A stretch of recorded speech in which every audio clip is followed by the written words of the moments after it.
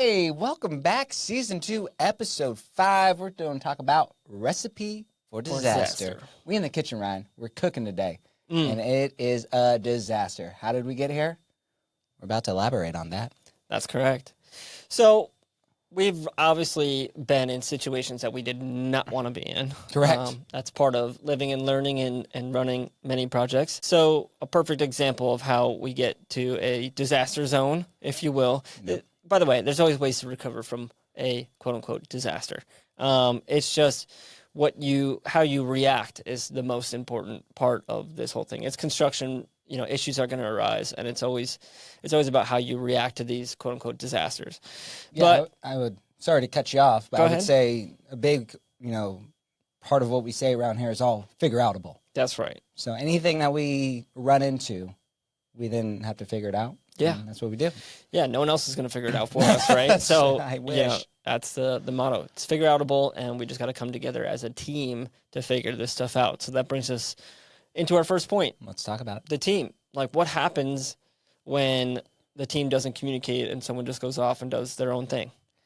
So, in what we do, there are so many moving parts. Like, it is just like a big Ben clock. Like, there are gears turning everywhere, and everyone's got their own special little tasks. And, there's so many moving parts to this that, without communication, right? If me and you are working on a project, I'm working with one of the site supers, right? We both know the problem, but if we're not communicating on who's solving that problem, then it just goes to the wayside. So communication on, okay, you're going to follow X, Y, Z, I got A, B, C, just that open line of communication of always even just double checking with your partner, like, hey, that's why we do our weekly meetings, because, hey, we have a list of things that we want to identify that need to be solved, and then are those getting solved? You take the first 5, I'll take the last 5, and then we come back the next week and we go, okay, on your list, what did you get done? Yeah, exactly. And to elaborate on that, like, usually every disaster, everything, like, it's not a one-step thing. It's not like, no. We got to install a fire hydrant, we buy a fire hydrant, install it. It's like, no. It's, we got to get it permitted. We got to get the right specification. We got to make sure the town approves that fire hydrant. Mm-hmm. Then we have to find a fire hydrant contractor. And then we also have to find where this specific fire hydrant is, and then order that, and then get someone to install it and make sure, we're being safe. And all these things, like you were saying, communication is so key, because oftentimes we'll get an email that comes in and all of our names are on it. It's like, okay. Now, who takes this? Yeah, who saw that? Yeah. We all see it, but who's actually addressing the situation? Exactly.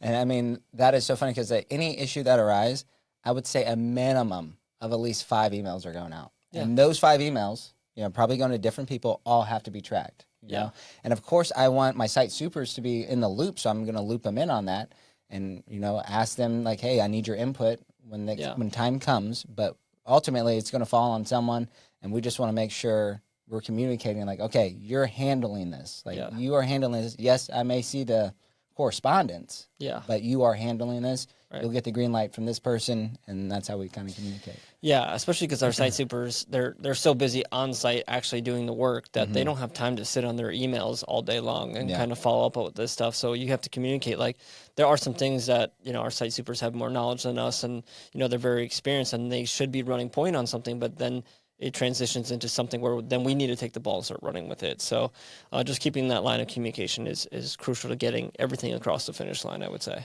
Yeah, so, we have emails. We obviously have text. Another good tool that we have is ClickUp in our toolbox here that we use.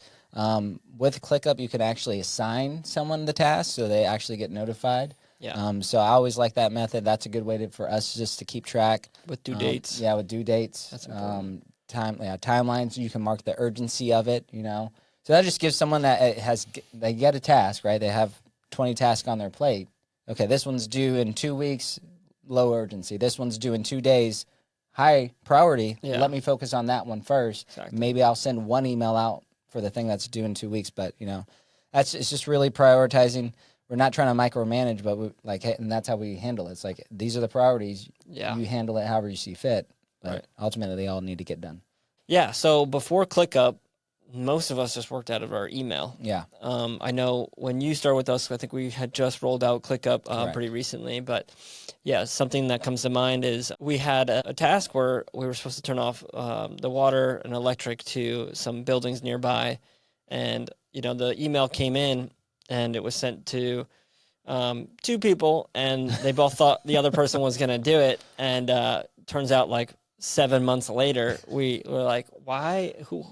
Why are we still getting this bill? It was only like $20 a month, but it was just like, wait. And then we pulled open the emails, and I was like, oh, like we both just thought the other person was going to do it because now it's your property, but you were managing it, and it's just like, yeah, it's and that's a very small case of it. But we realized as a company that like working out of your inbox and out of your brain is really not the best strategy, especially when we have so much going on in so many different projects. Yeah. We can't just keep walking over to each other's desks and interrupting everybody. Yeah. Like we need a system that has, someone assigned to something, due dates, and something that the whole team can access and kind of follow up on. Yeah, and it's a nice little platform where everyone can kind of keep records and, at someone like, hey, collab. Did you see this? Yeah. Yeah. I like it. Yeah, so that's how we solved that problem. I would say another recipe is, we deal with vendors that we rely on to get information from, right? Yes. So I would say another recipe for disaster is just there's a lot of facets of each trade, you say, yes. Right? I'm not a plumbing expert, right? So I don't know everything about plumbing. But the recipe for disaster is not asking enough questions, right? If you're not the expert, you should just really have to ask a lot of questions. You're going to look dumb. Yeah. I'm sorry, but I mean, that's just like, I'm not afraid to look dumb. Like, I don't know what a 3/4 turn valve, like, show me. What does that mean? What does that mean? What are we doing here? Like, and how is this helpful? Yeah. So just like asking questions because, you may not be the subject matter expert. That is one of those things that if you have too much pride or, just don't want to own that, that's one of the things I've noticed. Yeah. To that point, we do this with all of our trades, not just plumbing, HVAC, roofing, all that kind of stuff. And yeah, some of our contractors are not the best with code per se, like actually knowing the code, and code can change throughout the states and municipalities, but if you get advice from, your roofing contractor and they don't tell you the right insulation to install, and then you go install it and then you find out it's not the right stuff. That's never happened to us, but I've seen it happen. Yeah. Then you got to insulate from inside. Like, it's just, you want to rely on these people, but you don't want to take their word as being definitely true, right? Like, you still need to bring it to the next level and confirm with your architect, your engineers, your city, all the authorities that have jurisdiction on your building. Yeah. It's like you said, it's important to ask more questions. The more questions you ask, the more that you learn, and the more that you kind of figure out and make sure that you're actually on the right track to solving that problem. Yeah, and I think that's kind of the beauty of it all is that, as we deal with more and more trades and we find these solutions, we learn more. And then, hey, that's the next question. Right, where we ask the next trade that we hire, like, hey, what about this? Have you thought about that? Yeah. And they're like, oh, maybe I didn't. It's like, I already know that because I learned that lesson. I learned that lesson already. Exactly. So that's, like I said, that's half of it is just learning from your experiences and just bringing that to the next project and that next job. Absolutely. I love it. What else we got in this recipe? What else are we cooking up? So, just like in our team, not communicating is an issue. What else about a team would be a recipe for disaster? Ooh, frustration. Just when you feel like you're in a box or you're isolated, you can get very frustrated, right? Especially if you don't have that communication going back and forth. You feel like you're out there on an island all by yourself. You have all these massive you got a project to run. You got to get quotes. You got to do all these different things. Deadlines. Money. You're pushing the job. But if you're isolated, especially because the site supers, they're out there every day. I don't get to see them every day. Yeah, some of them. But like they could feel isolated. Yeah, and that could bring some frustration to the table. Yeah, I would agree. It's like if we show up on a job site one day and we're like, hey, why isn't the deck poured in the back? Like we're supposed to pour the concrete deck. It's like, and the site super has been there working, trying to get 811 to identify the Mhm. utilities. They can't get them out there. Then AT&T comes and gets in the way, and then the subcontractor doesn't show up to dig out the asphalt, and then the guy that's supposed to do all the forms for the concrete, they don't show up and all that stuff. And it's like, Yeah. if you just walk on the job site, you're like, hey, why isn't the deck poured in the back? It's like, not what you would have Yeah. wanted to Oh, have no. said. It'd You be- don't want to say that. Blow up right there. Exactly. So when people inevitably get frustrated, right? Like, that's when it's most important to come together as a team. And when you start to get in those frustrated points, it's good to project that outward. And not everybody, we all have strengths and weaknesses, and not everybody is, super social and kind of outgoing. So just it's on us to kind of draw these things out of some of our site supers and that kind of stuff, and to get everything out in the open, because we are one team and we need to be a cohesive team. Yeah, one of our fixes to that is IDS, right? Where we get together as a group and we identify problems, we discuss them, and we solve them. And then this is like a safe space where everyone has input, especially because a site super or PM may not have, he's too focused on the problem at hand. He's got his blinders on. He's really like, this has been a pain point for a while now. This is one thing that is irritating him, or whatever it may be. But so he's focused in on, right, where you get other people's outside opinion on something. Yeah. Or, one of our supers that have, years of experience, we're like, oh, yeah, I've dealt with this before. So, like, it's good to bring them in to a pain point that you're having, so you can vent your frustration, like, oh, man, I just can't get this done, or I'm waiting on this trade. And it's like, oh, well, this is how I handle these situations. Yeah. Once again, just relying on your team, but obviously venting at the same time. Yeah, and, like, it happens vice versa, right? Like, we'll be in the office working on something, and we'll be pigeonholed into that thing, and we'll be getting frustrated, and then we mention to the supers, and they're like, oh, you should just, like we couldn't find a plumber, like, oh, why don't we just go to a plumbing supply house? It's like, duh. It's like, wow, how did I not think of that? Yeah. But yeah, that's what happens. You just need an outside perspective. When you have all the details and that's all you're focused on, like, it's hard to think outside the box. And I think that's what we've been doing a good job recently of kind of alleviating that. Yeah. And I would say another thing is, just having those weekly site meetings with all the trades, or with all our site supers, to, just to check in with them. Like, hey, I understand this didn't get poured, like, that's the good time to, like, hey, tell me all the frustrations you're dealing with. What can I do to help alleviate some of that? Okay, do I need to call 811? Do I need to call the form guy and figure, like, hey, where's the, what's the holdup here? And just rely on the team instead of just holding that into yourself and thinking that you're isolated. It's like, you're not. Yeah. We're all in this together. I mean, the thing is what we call, we bought in. Everyone here, that's the beautiful thing about Elm, is everyone is bought in. Exactly. I was literally going to say that. So, like, our site supers, like, if something is not going the way that we want, the problem is somewhere in the middle. It's not that, and by the middle I mean, we're not helping them in some sort of way. Like, we're something's lacking. Like, obviously they want to get the job done too. Like, our site supers work extremely hard, so it's not a lack of effort on their end. Something that is there's something difficult that is stopping them from getting the progress done. They want probably more than us to get that thing done. Like, they don't want to show up on the job site every day and see that thing not finished. But it's on us to really help them out, because they are trying the best that they can. I know that, like, having our site supers on the job site, to list them, John Serva and David Magnuson, like, they are working extremely hard and just pushing forward. And I know that if something's not happening, it's just because there's some hurdle in their way that they need either help or they just need time to get it done. Yeah.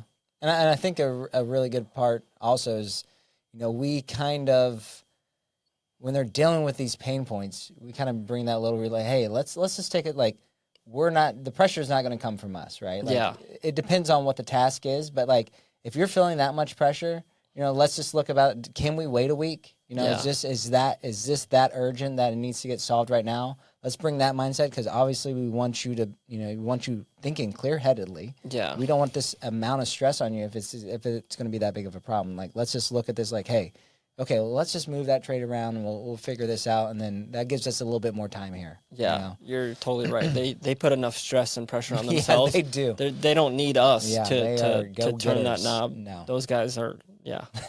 Yeah, they are drivers for Yeah. sure. Another recipe for disaster is your team not being able to have FaceTime with one another.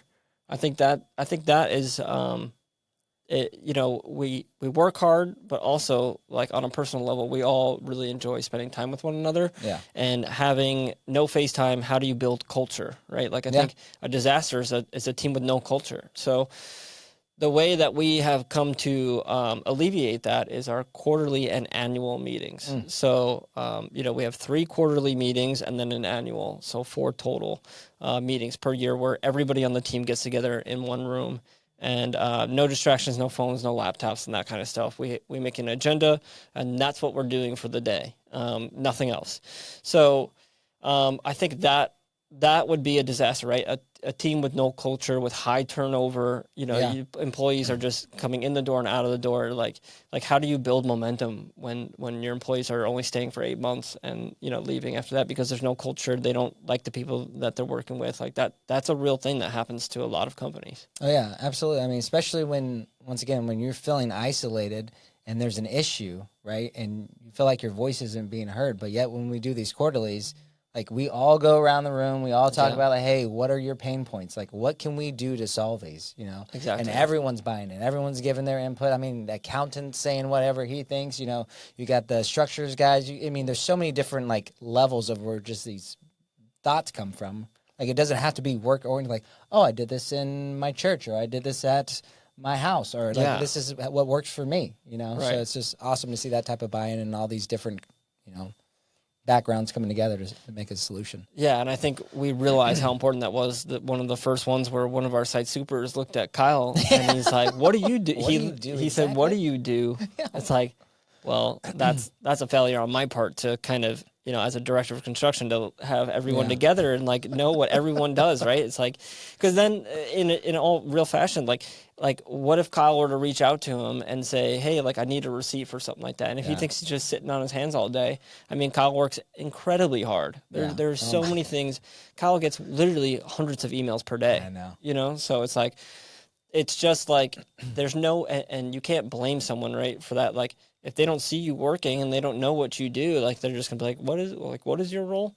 Yeah. So, you know, everybody on the team works super hard, and it's important that everyone sees and appreciates one another for how hard we're all working on this company. I would say that's another recipe. It made me think, right? Like I always feel like, just this is how I feel, is that everyone is thinking the other person is working extremely hard. And we know that. Like everyone's just got, I think Ryan has so much on his plate. I think Kyle has, like when he asked that, I was like, Kyle does so much, you know, but we also, another recipe is for disaster is not asking for help when you need it. Yeah. You know, not just taking the time to be like, listen, you may be swamped, but hey, Ryan, I need you on this. Like I am drawn up, and that's kind of where the IDS comes in. It's like, okay, you may not be able to get it to right now, but let's put this on the weekly meeting so we can talk about it, so we can alleviate this pain point, so we can. Yeah, that's what I like about it, because I'm like, oh, Kyle's got so much to do. Yeah. So those are the examples of disasters, and that's why we're so proud of the team that we have slowly built. I mean, it has taken time for the systems and processes and all that kind of stuff.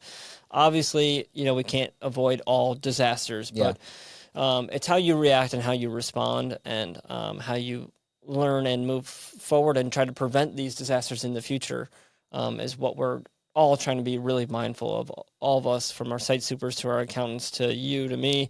It's just what we're focused on, and I think it will help us roll a lot smoother in the future. Absolutely. We are always growing and adding things, you know, to make our lives a lot better. Yeah.